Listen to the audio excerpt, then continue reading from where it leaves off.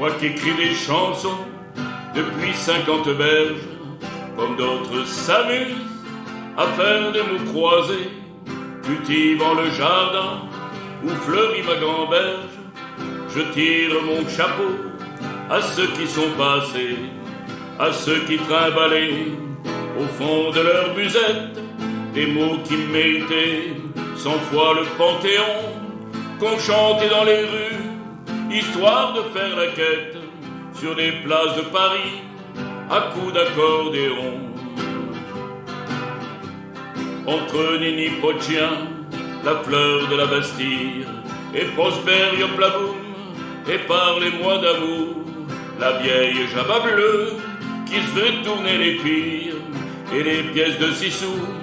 qui tombaient dans les cours. J'ai grandi tout heureux, la romance à l'oreille, entre Paris canaille et le petit vin blanc, entre les feuilles mortes et des monts et merveilles,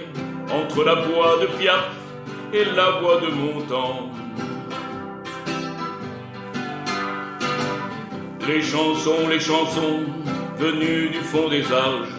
de l'époque où le roi faisait battre le tambour, jusqu'au temps des cerises, le plus bel héritage, le plus joli fleuron de la chanson d'amour. J'aurais tellement aimé écrire la vie en rose, croiser Monsieur William entre Ostende et Paris, dans le port d'Amsterdam, cultiver ma cirrhose, celle du petit bonheur, mais ça n'a pas de prix. Les chansons, les refrains qu'on fredonne en sourdine, entre l'île Saint-Louis et le pont Mirabeau, quand mon pote gitan s'endort dans sa berline, c'est comme un peu de poison qu'on aurait dans la peau.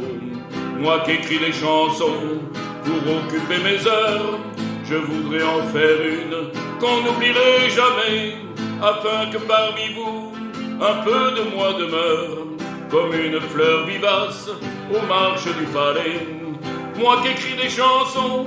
pour occuper mes heures, je voudrais en faire une qu'on n'oublierait jamais, afin que parmi vous un peu de moi demeure, comme une fleur vivace aux marches du palais.